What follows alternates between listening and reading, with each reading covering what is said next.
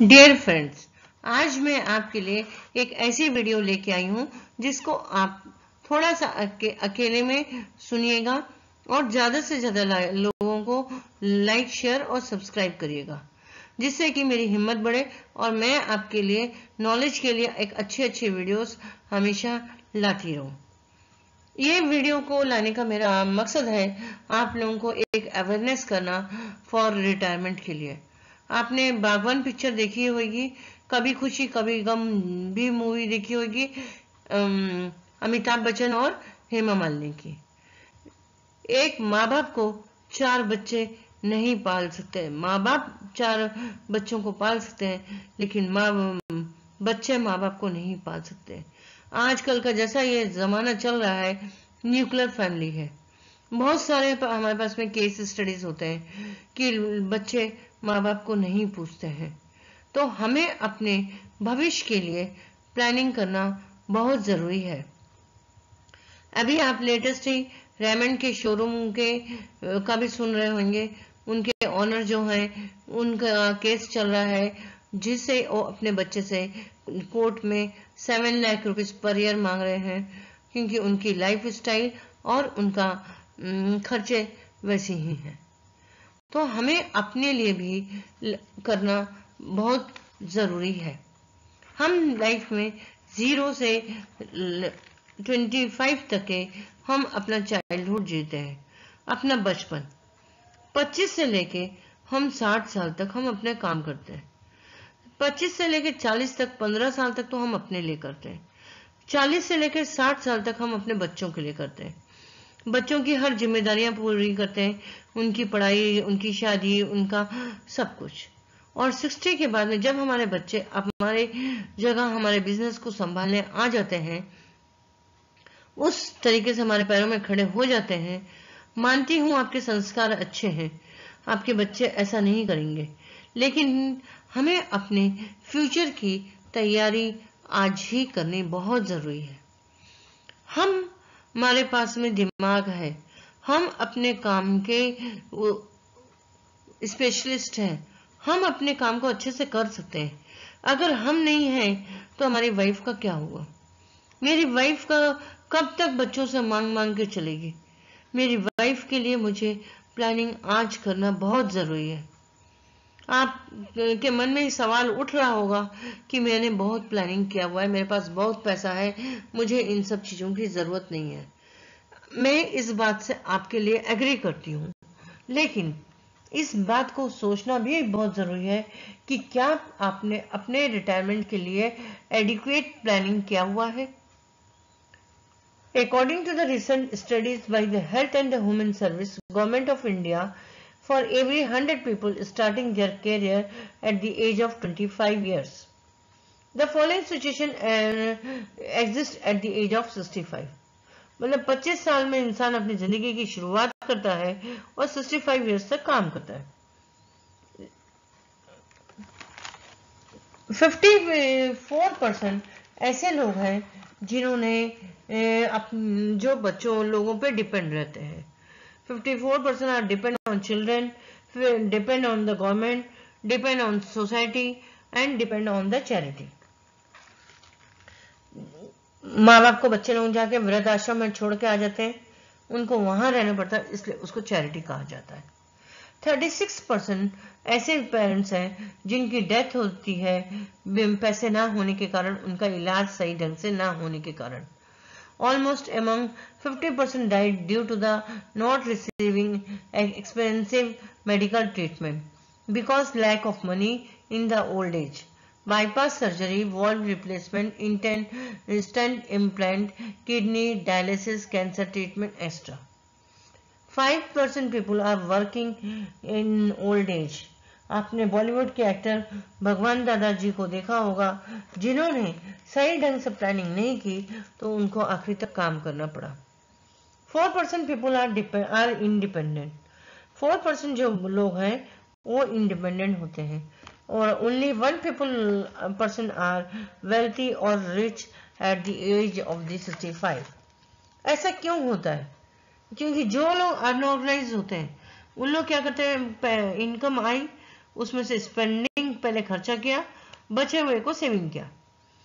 Organise people ऐसे होते हैं जिनके पास इनकम आई, वो पहले सेविंग करते हैं, बचे हुए पैसे को खर्च करते हैं।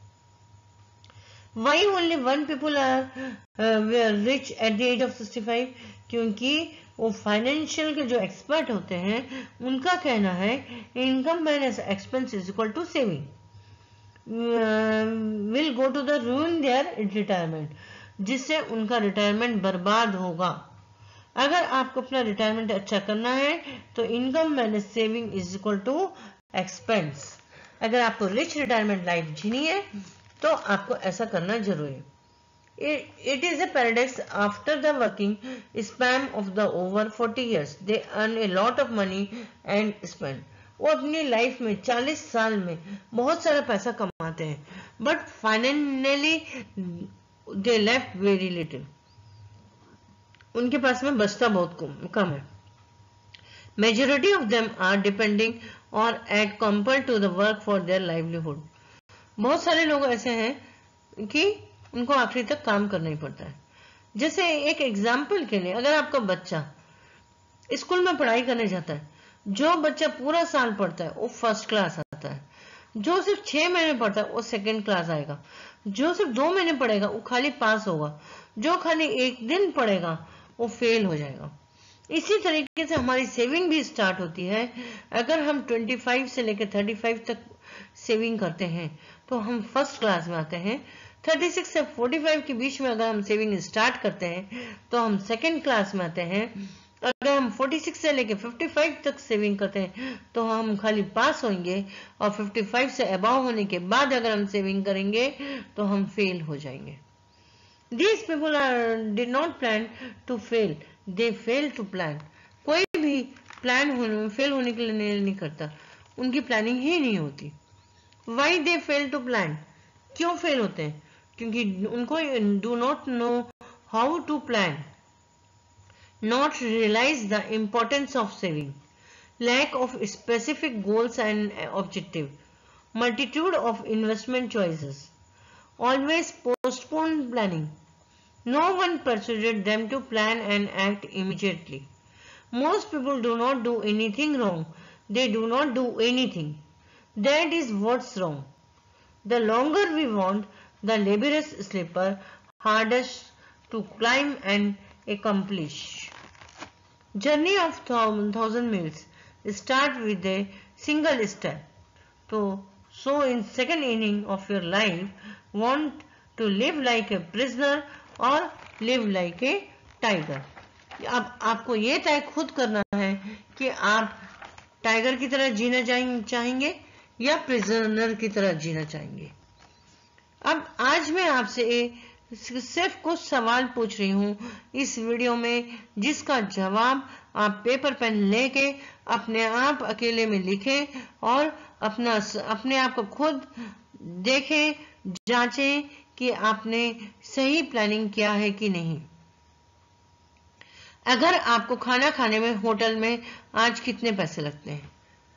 फॉर एग्जाम्पल 250 रुपए। मैं अगर होटल जाऊं सिर्फ खाली ब्रेकफास्ट करूं तो मुझे 250 रुपए चाहिए। एग्जाम्पल के लिए मैं लंच करूं तो मुझे 500 रुपए चाहिए एक अकेले के लिए। मैं अगर डिनर करूं तो मुझे 500 रुपए चाहिए। मतलब मुझे दिन का कितना पैसा चाहिए एक दिन के लिए? 1250 रुपए। ठीक है। अब इस 1250 रुपए को अगर मैं 30 से मल्टीप्लाई करती हूँ तो मेरे को एक महीने के लिए कितना पैसा चाहिए होटल में खाना खाने के लिए? 37,500। अब इसको मैं 12 महीने तक खाऊंगी तो ये हो गया 4,50,000 रुपीज। अब यही पैसा मैं मान लो मैं 30 इयर्स खाती हूँ, 60 से 90 तक। मेरी लाइफ स्टाइल अगर 90 हुई तो मैं 90 तक खाऊंगी, और अगर मैं 95 हुई तो मैं 35 इयर्स तक खाने का बंदोबस्त करती हूँ। तो ये हुआ 1,57,50,000 रुपीज।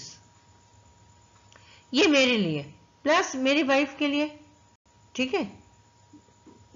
तो इसको मैंने अगर 2 से मल्टीप्लाई किया तो ये हो गया 3 करोड़ 15 लाख रुपीज।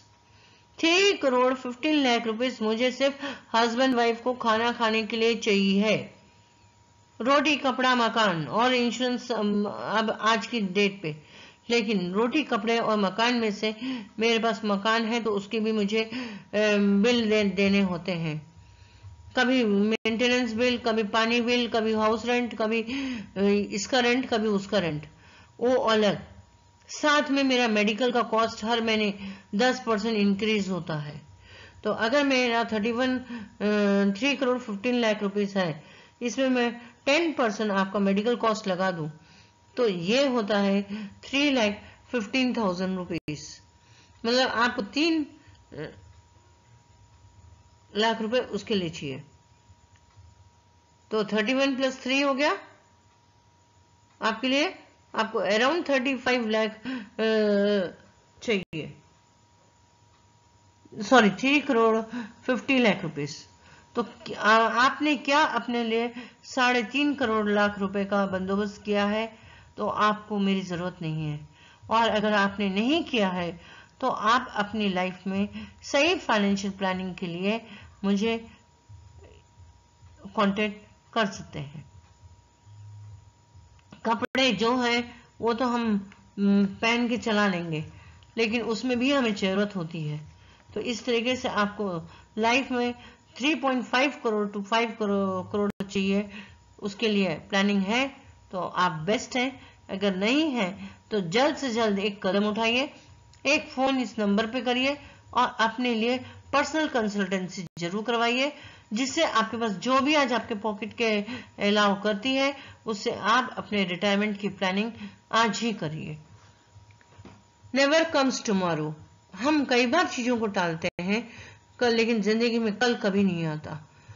इसलिए जो काम करने के लिए अगर आपका दिल कह रहा है कि मेरी बात सही है, तो आप उस काम को करने के लिए सिर्फ एक ही काम करना है, आपको हमारे कमेंट बॉक्स में अपना नाम और फोन नंबर लिखना है और मैं आपको बहुत ही जल्दी फिर कांटेक्ट करूंगी। Thank you.